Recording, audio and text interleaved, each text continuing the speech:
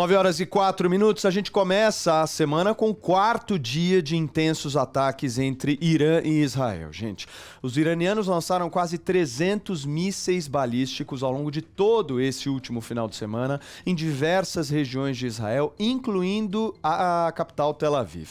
Bombas atingiram a cidade. Já o exército israelense, com seus 200 aviões, lançaram mais de 300 mísseis em direção ao território iraniano só na sexta-feira. O número de mortos nos dois países passou de 100 pessoas. 600 até agora ficaram feridas. Em instantes, a gente vai conversar com a analista internacional Urian Fancelli, que vai nos ajudar a entender o que realmente está acontecendo do outro lado do planeta. Vamos para o interior aqui de São Paulo, gente, porque um balão tripulado caiu em Capela do Alto nesse último domingo. O acidente aconteceu por volta das 7h50 da manhã. 33 pessoas estavam a bordo e uma mulher gestante acabou não resistindo a essa queda. O piloto foi preso em flagrante. A Secretaria de Segurança Pública do Estado enviou uma nota e disse que durante o voo o piloto teria feito inúmeras tentativas de pouso em locais proibidos. Além da morte, 10 pessoas ficaram gravemente feridas. A gente sai do interior de São Paulo e vamos para a Europa, porque por lá manifestantes realizaram nesse domingo diversas manifestações, protestos contra o turismo em cidades de Portugal, Itália e Espanha. Barcelona, só para vocês terem uma ideia, registrou o maior protesto com cerca de 600 moradores gritando: "Suas férias, minha miséria". Para a gente entender um pouco da dimensão disso, a cidade de Barcelona tem 1.600.000 habitantes e ela recebeu só em 2024 26 milhões de turistas. Em Veneza, os moradores pediram que não saiam do papel 2 hotéis com 1.500 novos quartos. A expectativa é que o turismo por lá cresça 11% em 2025, gerando 838 bilhões de dólares, e se a gente for calcular em real, só o turismo na Europa gera algo em torno de 4,6 trilhões de reais.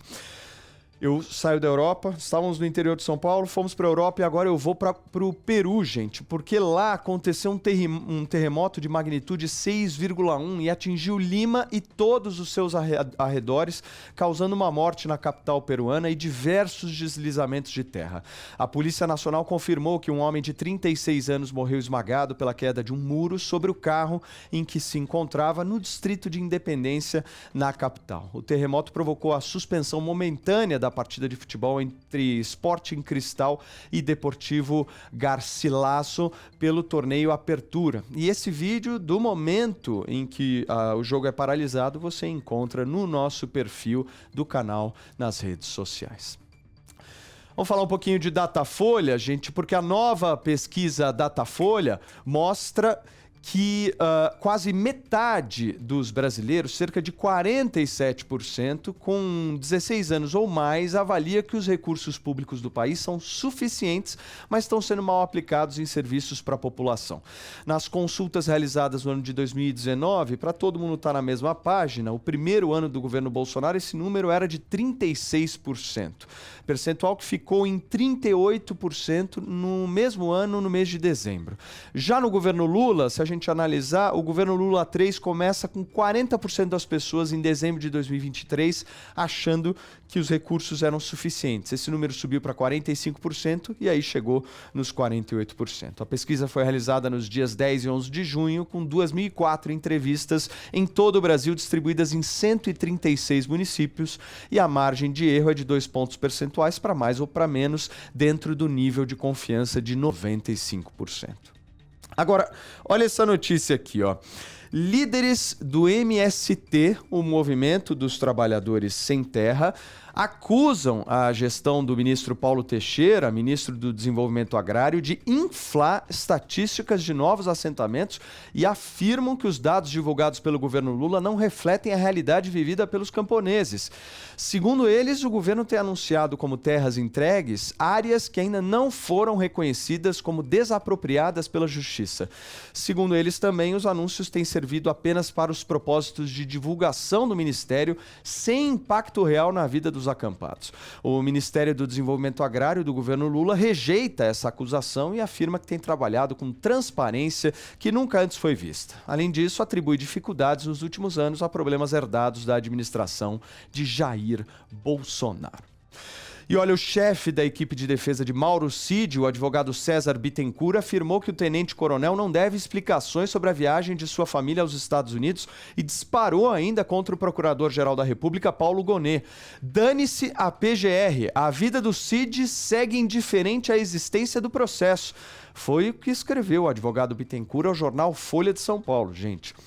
O comentário foi feito depois do Gonet pedir a prisão do militar por suspeitar que o ex-ajudante de ordens de Jair Bolsonaro planejava fugir do Brasil. Depois de se tornar público, o advogado, óbvio, pediu desculpas, né? Ele disse: peço desculpas pela expressão equivocada. A PGR ainda não se manifestou sobre o caso. E olha esse bafão, hein?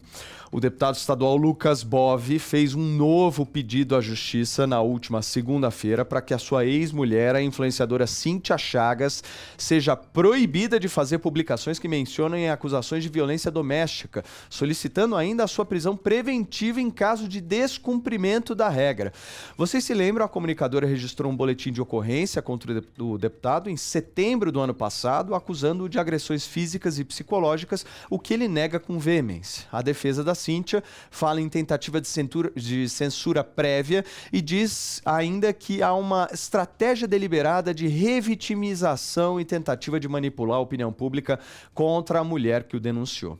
A investigação segue sob sigilo. E olha, eu não sei se vocês já assistiram, mas a nova série da Netflix, Titã, o Desastre da Ocean Gate, estreou há poucos dias e já está causando polêmica, viu? Por um detalhe sonoro. Eu explico para vocês. O documentário, um dos mais assistidos do streaming neste último final de semana, fala sobre a tragédia do submersível que em 2023 matou 5 milionários ao implodir a caminho dos destroços do Titanic no Oceano Atlântico Norte. Esses ruídos, descritos por especialistas no filme como sinais críticos de falha estrutural, foram ignorados pela equipe da Ocean Gate. Engenheiros ouvidos pela imprensa afirmam ainda categoricamente que esses ruídos indicavam uma clara fadiga catastrófica do material, o que provavelmente teria ocasionado esse acidente. E olha, gente, de acordo com o jornalista Lauro Jardim, do jornal O Globo, um dia depois de sua posse, o novo presidente da CBF, Samir Schaut, se reuniu com patrocinadores da entidade, incluindo a fornecedora de material esportivo, a Nike, e ordenou a paralisação da produção da camisa vermelha, peça que estava programada para ser usada como a camisa número 2 do Brasil na próxima Copa do Mundo. E ela já, inclusive, estava sendo produzida, viu? E havia sido aprovada diretamente pelo então presidente Edinaldo Rodrigues. Essa revelação gerou um baita de um desconforto nessa nova gestão, porque a própria CBF, não sei se vocês se lembram, ainda sob a gestão do Edinaldo, tinha divulgado uma nota oficial garantindo que as cores tradicionais, o amarelo e o azul, seriam mantidas como padrão. O novo presidente da entidade defendeu com firmeza a manutenção do uniforme azul como o segundo da seleção brasileira. Após a intervenção dele, a Nike interrompeu a produção dessa camisa e iniciou o desenvolvimento de um modelo novo na cor azul que vai integrar a nova coleção da seleção brasileira. Essas foram as principais notícias desta segunda-feira para você ficar bem informado.